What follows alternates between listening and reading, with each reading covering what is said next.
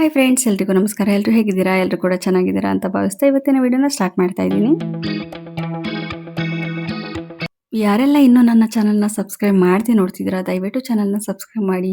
ಹಾಗೆ bell icon ಕೂಡ ಕೊಡಿ, ನೆಕ್ಸ್ಟ್ ವಿಡಿಯೋ ನೋಟಿಫಿಕೇಷನ್‌ಗೋಸ್ಕರ ಅಂತ ಹೇಳ್ತಾ, ದಿಢೀರ್ ಅಂತ ಅಥವಾ ಸ್ವೀಟ್ ತಿನ್ನಬೇಕು ಅನ್ನಿಸ್ದಾಗ ಈಸಿಯಾಗಿ ಮಾಡ್ಕೊಳ್ಳುವಂಥ ರೆಸಿಪಿ ಇದು.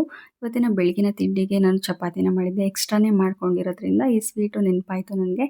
ಚಿಕ್ಕಂದಿನಿಂದ ನಾವು ಇದನ್ನು ತಿಂತಾ ಬಂದಿದ್ದೀವಿ. ಇದನ್ನು ಕಲಸಿ ರೊಟ್ಟಿ ಅಂತ ಹೇಳ್ತೀವಿ. ರೊಟ್ಟಿಲಿ ಕೂಡ ಮಾಡ್ಬೋದು. ನಾನು ಚಪಾತಿಲಿ ಮಾಡಿದ್ದೀನಿ. ಚಪಾತಿಲಿ ಕೂಡ ಮಾಡ್ಬೋದು. ಈ ಥರ ಚಪಾತಿಗಳನ್ನು ಪೀಸ್ ಆಗಿ ಮಾಡಿಕೊಂಡು ನಿಮಗೆ ಸಣ್ಣದಾಗಿ ಬೇಕಾದರೂ ಮಾಡ್ಕೊಬೋದು, ದೊಡ್ಡದಾಗಿ ಬೇಕಾದರೂ ಮಾಡ್ಕೊಳ್ಬೋದು. ಈ ರೀತಿಯಾಗಿ ಮಾಡ್ಕೊಂಡಾದ್ಮೇಲೆ ಅದಕ್ಕೆ ಜಗರಿ ಪೌಡರ್ನ ಯೂಸ್ ಮಾಡ್ತಾಯಿದ್ದೀನಿ. ಸ್ವೀಟ್‌ಗೋಸ್ಕರ ಬ್ಲ್ಯಾಕ್ ಬೆಲ್ಲ ಅಂತ ಹೇಳ್ತೀವಿ. ಆರ್ಗ್ಯಾನಿಕ್ ಆಗಿರುತ್ತೆ ಇದು. ಇದರಲ್ಲಿ ಕ್ಯಾಲ್ಶಿಯಂ ಮತ್ತು ಮೆಗ್ನೀಷಿಯಮ್ ರಿಚ್ ಆಗಿರೋದ್ರಿಂದ ಬ್ರೈನ್ ಡೆವಲಪ್‌ಮೆಂಟ್‌ಗೆ ತುಂಬಾ ಹೆಲ್ಪ್‌ಫುಲ್ ಆಗುತ್ತೆ ಅಂತ ಹೇಳ್ಬಿಟ್ಟು ನಾನು ಯಾವುದೇ ಸ್ವೀಟ್‌ನ ಮಾಡಬೇಕಾದ್ರೆ ಈ ರೀತಿಯಾದ ಬೆಲ್ಲನ ಯೂಸ್ ಮಾಡ್ಕೋತೀನಿ. ಬೆಲ್ಲ ಕರಗಲಿಕ್ಕೆ ಬಿಟ್ಬಿಟ್ಟು ಈ ಕಡೆ ಒಂದು ಫ್ರೈಯಿಂಗ್ ಪ್ಯಾನ್ಗೆ 1 ಕಪ್ ಆಗುವಷ್ಟು ಶೇಂಗಾನ ಹಾಕ್ಕೊಂಡು ಡ್ರೈ ರೋಸ್ಟ್ ಮಾಡ್ಕೊಳ್ತಾ ಇದ್ದೀನಿ. ಸ್ವಲ್ಪ ಕೆಂಪಗಾಗೋವರೆಗೂ ಹುರ್ಕೊಳ್ಬೇಕು. ಲೋ ಫ್ಲೇಮ್ನಲ್ಲೇ ಇಟ್ಕೊಂಡು ಹುರ್ಕೊಳ್ತಾ ಇದ್ದೀನಿ. ನಿಮಗೆ ಶೇಂಗಾ ಇಷ್ಟ ಆಗಲಿಲ್ಲ ಅಂತ ಹೇಳಿದ್ರೆ ಎಳ್ಳು ಕೂಡ ಯೂಸ್ ಮಾಡ್ಬೋದು. ಎಳ್ಳು ಕೂಡ ಇದೇ ಥರ ಟೇಸ್ಟ್ ಕೊಡುತ್ತೆ. ಬಟ್ ಶೇಂಗಾ ಈಸಿಯಾಗಿ ಇದು ಮಾಡ್ಬೋದು, ಚೆನ್ನಾಗೂ ಇರುತ್ತೆ ಅಂತ ಹೇಳ್ಬಿಟ್ಟು ನಾನು ಇದನ್ನೇ ಯೂಸ್ ಮಾಡ್ಕೊಳ್ತಾ ಇದ್ದೀನಿ. ಇನ್ನು ಸಣ್ಣವರಿದ್ದಾಗ ನಮಗೆ ಬೇಕ್ರಿ ತಿನಿಸುಗಳನ್ನೆಲ್ಲ ನಾವು ಜಾಸ್ತಿ ತಿಂತಾ ಇರಲಿಲ್ಲ. ನಮ್ಮ ಮನೇಲಿ ಕೊಡಿಸ್ತಾನೂ ಇರಲಿಲ್ಲ ಸ್ವೀಟ್ನೆಲ್ಲ. ಈ ರೀತಿಯಾಗಿ ನಮ್ಮಮ್ಮ ಅವರು ಮಾಡಿಕೊಡ್ತಾಯಿದ್ರು. ಈ ಕಡೆ ನೋಡ್ತಾ ಇರ್ಬೋದು, ಈ ರೀತಿಯಾಗಿ ಕರಗಿದೆ. ನೀವು ಒಂದೇಳೆ ಪಾಕ ಆಗಿ ಮಾಡ್ಕೊಳ್ಳೋ ಅವಶ್ಯಕತೆ ಇರೋದಿಲ್ಲ. ಈ ರೀತಿಯಾಗಿ ಕರಗಿಸ್ಕೊಂಡ್ರೆ ಸಾಕಾಗತ್ತೆ. ಈಸಿಯಾಗಿ ಕೂಡ ಕರಗತ್ತೆ. ಇನ್ನು ಅದನ್ನು ಸಿಪ್ಪೆ ಎಲ್ಲ ಬಿಡಿಸಿಟ್ಬಿಟ್ಟು ತಗೊಂಡಿದ್ದೀನಿ. ಇದನ್ನು ಗ್ರೈಂಡರ್ಗೆ ಹಾಕ್ಕೊಳ್ತಾ ಇದ್ದೀನಿ. ಫೈನ್ ಪೇಸ್ಟ್ ಆಗಿ, ಫೈನ್ ಪೌಡರ್ ಆಗಿ ನೀವು ರುಬ್ಕೊಳ್ಳೋ ಅವಶ್ಯಕತೆ ಇಲ್ಲ. ಈ ರೀತಿಯಾಗಿ ತರಿಯಾಗಿ ರುಬ್ಕೊಂಡ್ರೆ ಬಾಯಿಗೆ ಸಿಗುತ್ತೆ ನೋಡಿ, ಆವಾಗ ತುಂಬ ಚೆನ್ನಾಗಿ ಅನಿಸುತ್ತೆ ತಿನ್ನಲಿಕ್ಕೆ. ಇನ್ನು 2 ಏಲಕ್ಕಿನ ಪುಡಿ ಮಾಡಿ ಒಂದು ಸೈಡಲ್ಲಿ ಇಟ್ಕೊಂಡಿದ್ದೀನಿ. ಇಷ್ಟು ತಿಕ್ಕಾಗಿದ್ರೆ ಸಾಕು.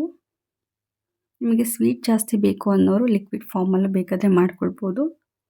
ಜಾಸ್ತಿ ಇದನ್ನು ಕರೆಕ್ಟ್ ಆಗುತ್ತೆ. ಇಷ್ಟು ಮಾಡಿಕೊಂಡ್ರೆ ನಿಮಗೆ ನೀಟಾಗಿ ಎಲ್ಲ ಪೀಸಸ್ಗೂ ತಾಗಿ ತುಂಬ ಚೆನ್ನಾಗಾಗುತ್ತೆ. 1 ಕಪ್ ಆಗೋಷ್ಟು ತೆಂಗಿನಕಾಯಿ ತುರಿನ ಹಾಕ್ತಾಯಿದ್ದೀನಿ. ಇನ್ನು ಗ್ರೈಂಡರ್ ಮಾಡಿಟ್ಕೊಂಡಿದ್ವಲ್ಲ ಶೇಂಗಾ ಪುಡಿ, ಅದನ್ನು ಕೂಡ ಸೇರಿಸ್ಕೊಳ್ತಾ ಇದ್ದೀನಿ. ನಿಮಗೆ ಎಷ್ಟು ಬೇಕು ಅಷ್ಟನ್ನು ಸೇರಿಸ್ಕೊಳ್ಳಿ, ಜಾಸ್ತಿ ಬೇಕಂದ್ರೂ ಕೂಡ ಸೇರಿಸ್ಕೊಳ್ಬೋದು. ಇನ್ನು ಏಲಕ್ಕಿ ಪುಡಿನ ಚೆನ್ನಾಗಿ ಕುಟ್ಟಿ ಇಟ್ಕೊಂಡಿದ್ದೆ, ಅದನ್ನು ಕೂಡ ಸೇರಿಸ್ಕೊಳ್ತಾ ಇದ್ದೀನಿ. ಟೇಸ್ಟ್ ತುಂಬ ಚೆನ್ನಾಗಿರುತ್ತೆ. ಆಲ್ಮೋಸ್ಟ್ ಎಲ್ಲ ಸ್ವೀಟ್ಗೂ ಕೂಡ ನಾವು ಹಾಕ್ತೀವಿ. ಪಾಯಸ ಅಥವಾ ಮಿಠಾಯಿ, ಲಡ್ಡು ಎಲ್ಲದಕ್ಕೂ ನಾವು ಏಲಕ್ಕಿನ ಸೇರಿಸ್ತೀವಿ. ಹಾಗಾಗಿ ಇದಕ್ಕೂ ಕೂಡ ಹಾಕ್ತಿದ್ದೀನಿ. ಟೇಸ್ಟ್ ಕೂಡ ತುಂಬ ಚೆನ್ನಾಗಿರುತ್ತೆ ಫ್ಲೇವರು. ಈ ರೀತಿಯಾಗಿ ನೀಟಾಗಿ ಸ್ಪೂನ್ ಸಹಾಯದಿಂದ ಮಿಕ್ಸ್ ಮಾಡ್ಕೊಳ್ಳಿ. ತೆಂಗಿನಕಾಯಿ, ಬೆಲ್ಲ, ಶೇಂಗಾ ಪೌಡರು, ಕಾಯಿ ತುರಿ ಇದೆಲ್ಲ ಹಾಕಿರೋದ್ರಿಂದ ತುಂಬಾ ಚೆನ್ನಾಗಿ ಅನಿಸುತ್ತೆ. ಮೇಲೆ ಸ್ವಲ್ಪ ತುಪ್ಪನ ಸೇರಿಸ್ಕೊಳ್ಳಿ. ನಿಮಗೆ ಡ್ರೈ ಫ್ರೂಟ್ಸ್ನ ಡ್ರೈ ರೋಸ್ಟ್ ಮಾಡಿ ಬೇಕಾದರೆ ಹಾಕ್ಕೊಳ್ಬೋದು. ಫೈನಲಿ ಈ ರೀತಿಯಾಗಿ ಕಾಣಿಸುತ್ತೆ ನಿಮಗೆ. ತುಂಬ ಅಂದರೆ ತುಂಬ ರುಚಿಕರವಾಗುತ್ತೆ.